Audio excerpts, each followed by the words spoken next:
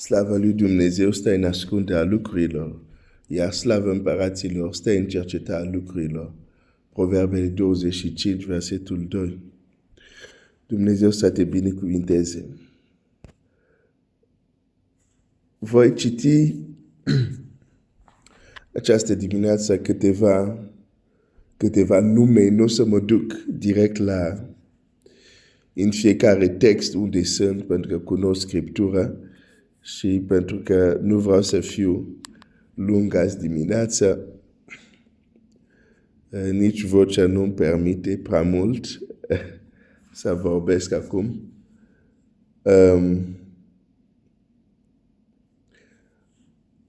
Aș vrea să ne uităm la câteva nume, pentru că am ajuns la versetul unde mama lui Samson are oportunitate să dea nume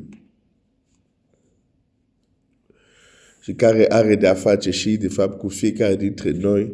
Dumnezeu ne dă posibilitate să putem da nume, nu numai la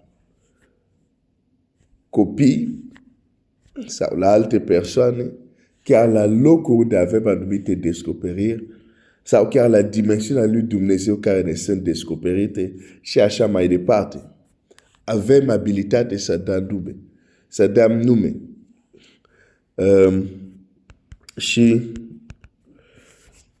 Dar hai să vedem câteva nume din Scriptură și înțelesul lor și să vedem cum ea l-a numit pe fiul ei. De exemplu, avem Set, care s-a născut și Eva zice, Dumnezeu mi-a dat un alt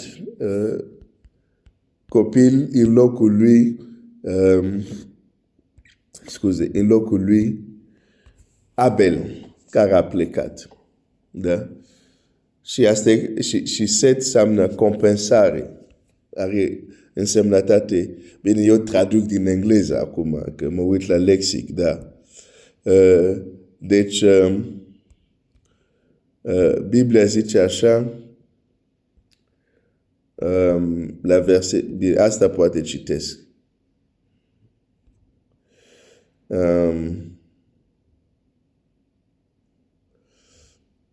Abel, așa, și mai departe, la versetul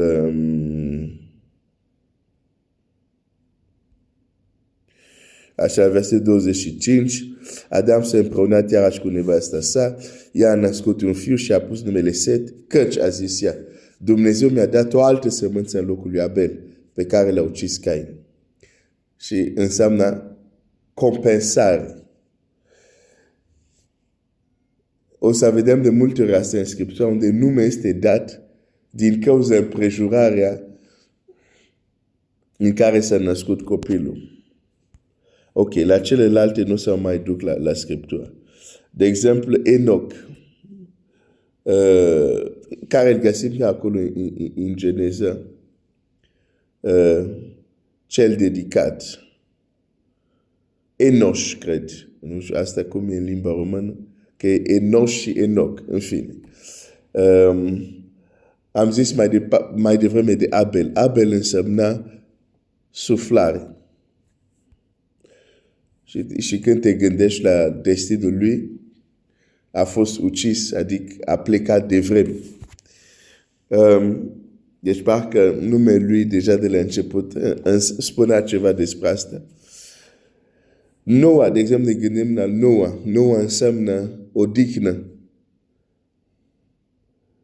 Și când el s-a născut din cauza împrejurările, au zis, ok, copilul ăsta o să ne dea odihnă sau ne va aduce o anumită pace, o anumită liniște. Și s-a dat numele Noa. Isaac, cel ce ride, sau a râs. Ruben, copilul lui Lea. zice, când se naște Ruben, întâi e născut, zice, iată, Ruben înseamnă iată un băiat. Și zice, Dumnezeu mi-a văzut că nu eram iubită și iată, acum mi-a dat copilul ăsta. Când a venit al doilea, Simeon înseamnă ascultat. Și Lea zice, Dumnezeu a văzut suferința mea și am fost ascultat, că nu am fost iubit, sora mea a fost iubit mai mult. Da? Deci, niște nume uneori date așa, scuze, din cauza împrejurări, din cauza experiența care au trăit parenții când a venit copilul, că ăsta ne aduce odihnă, că iată, am fost ascultat că s-a născut el și așa mai departe, sau lucru de genul acesta.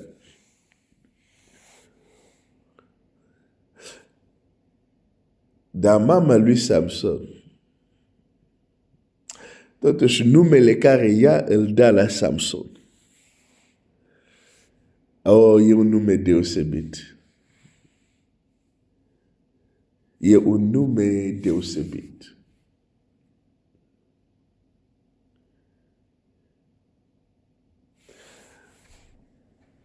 Sper că ai fost deja curios să vezi ce înseamnă Samson.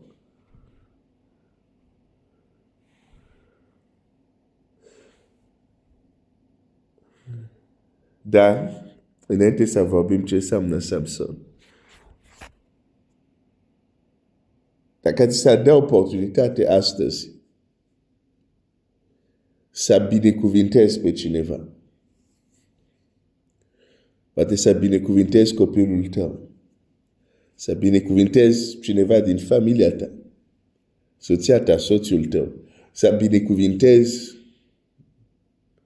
un tânăr, o tânără. Ai avea cuvinte adânci să spui, dincolo să spui doar Dumnezeu să te binecuvinteze.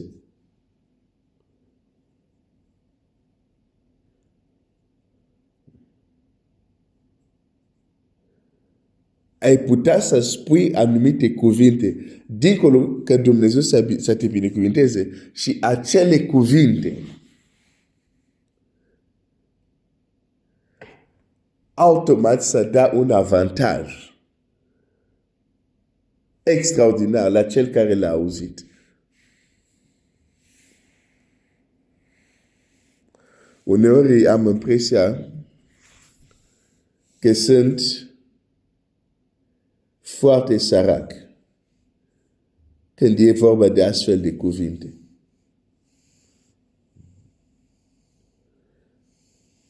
Dacă crezi că ești foarte bogat și creativ în a boteza, ea încearcă să dea nume la fiecare farfurie din casa ta, la fiecare par, la fiecare furculiță. Da? Hai să mă opresc doar aici, să nu ajungem la oalele. Ea încearcă să le dea fiecare un nume și acel nume să aibă impact și greutate.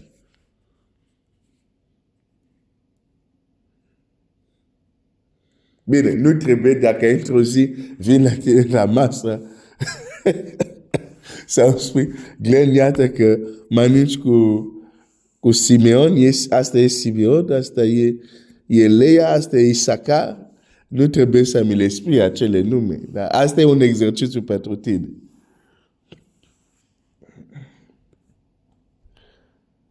Dar uneori am impresia că suntem săraci când e vorba de astfel de cuvinte.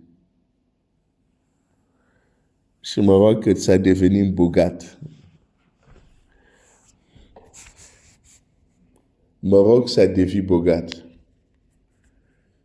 Că atunci, într-o zi, când sufletul tău vrea să binecuvinteze cineva, să-ți vină cuvinte înțelepte și pline de har. Cum de fapt chiar găsim și în Scriptură.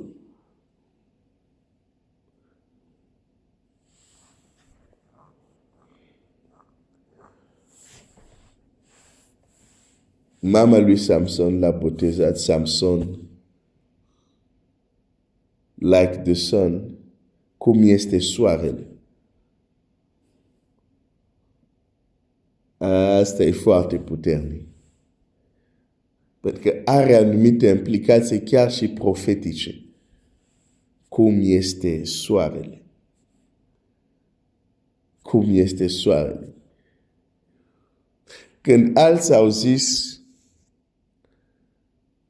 uite, asta e o compensare din partea Domnului. El este dedicat, el este suflare.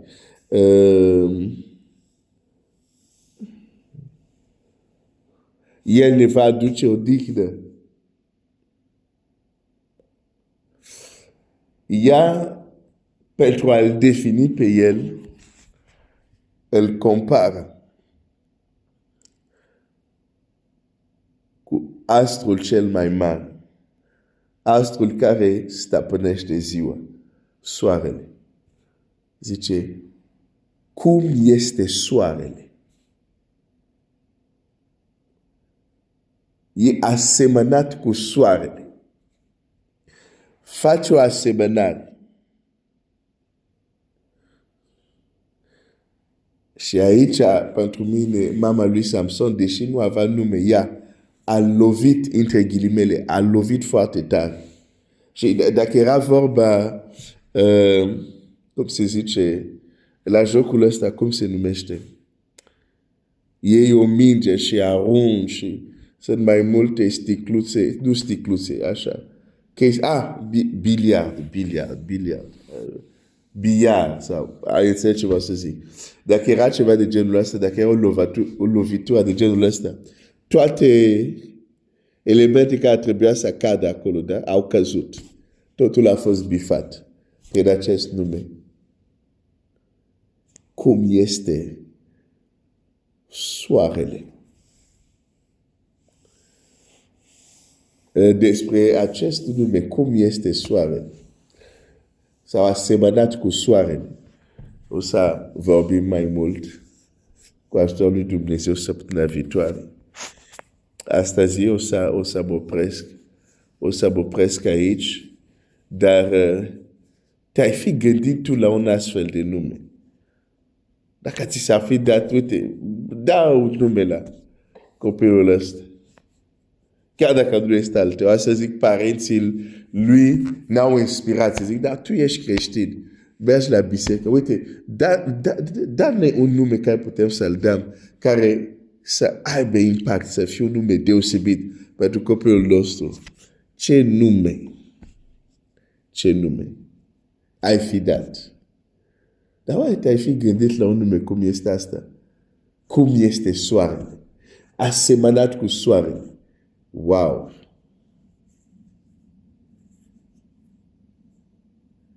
Pur și simplu zic, deși nu avem numele în Scriptura, dar zic, bravo, felicitări, soția lui Manoa, mama lui Samson, felicitări, felicitări.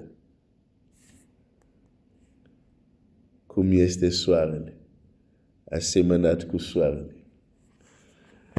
Domnul să te binecuvinteze și Domnul să ne ajute să fim bogat în a rosti cuvinte, în a da nume care au un impact. Que Dieu te bénisse.